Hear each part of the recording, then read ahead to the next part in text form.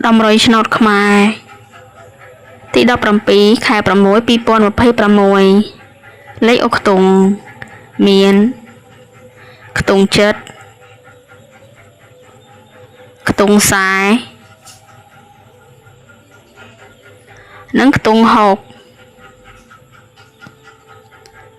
លេខរងមានដូចជា72 45